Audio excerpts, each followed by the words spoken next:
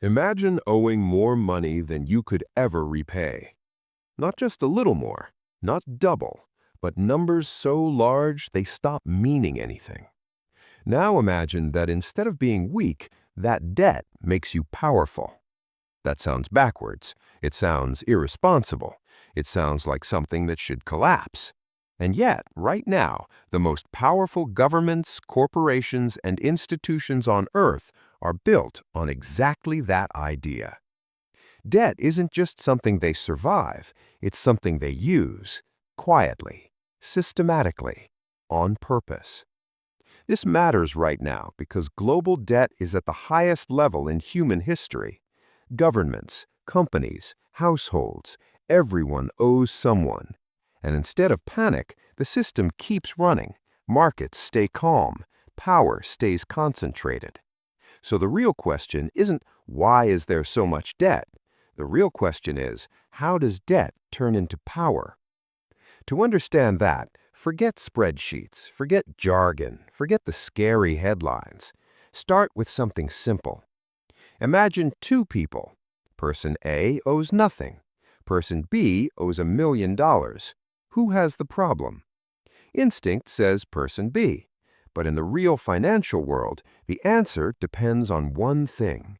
Who owes whom? If person B owes $1 million to a bank, that's a problem for person B. But if person B owes $1 million to 10,000 people, or to an entire market, or to a system that can't afford for person B to fail, now the balance of power starts to flip. This is the first trick. Debt only makes you weak when the lender has leverage over you. Debt makes you powerful when the lender depends on you. That's not philosophy, that's math and incentives. Let's zoom out. When a government borrows money, it doesn't knock on a single door and ask politely. It issues bonds, IOUs, tiny promises sold to banks, pension funds, insurance companies, foreign governments, and everyday investors. Millions of people and institutions hold pieces of that debt. Now here's the uncomfortable part. If the government fails, they all lose.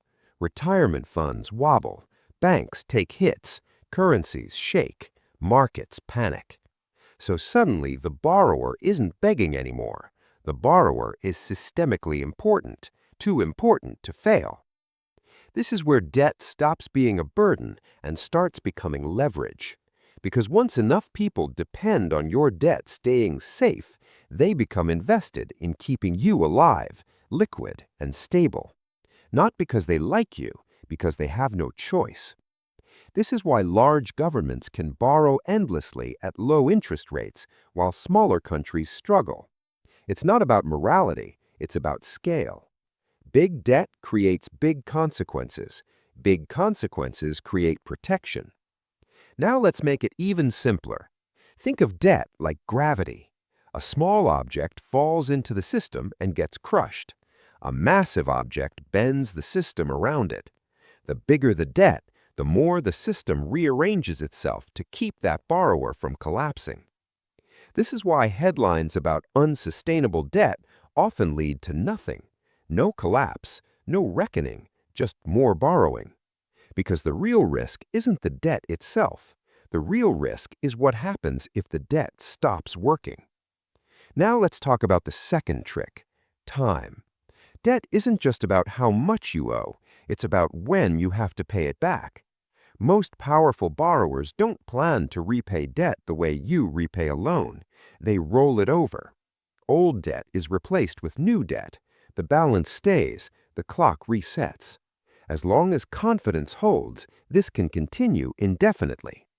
And here's where the math gets quietly uncomfortable. If an economy grows faster than the interest on its debt, the debt becomes easier to carry over time, even if the total number gets bigger. So governments aren't racing to pay off debt, they're racing to stay believable. Belief is the real currency here. As long as lenders believe the system will hold, money keeps flowing, interest stays manageable, power remains intact.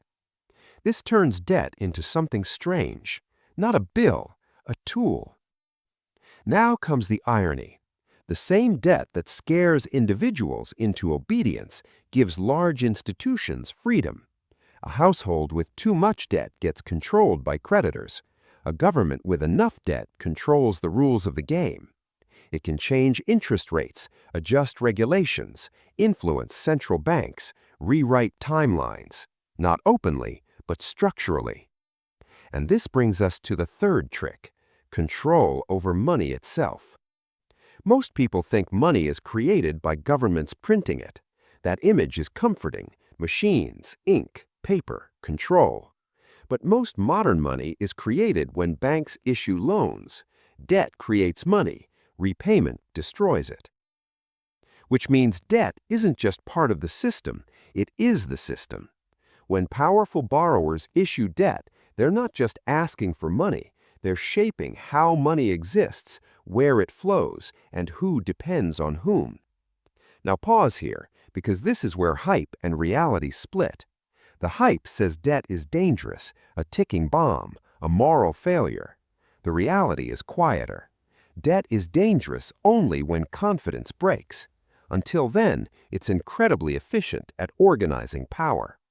That's why financial crises don't start when debt is high. They start when people suddenly question whether that debt is safe. And when belief breaks, the leverage reverses. Lenders panic, borrowers lose protection, the system snaps. This is why institutions fight so hard to preserve confidence.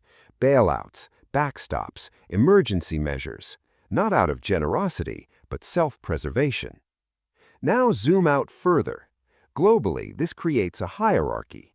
Countries whose debt is seen as safe gain influence. Their currencies dominate trade. Their financial rules spread. Countries whose debt is questioned lose autonomy.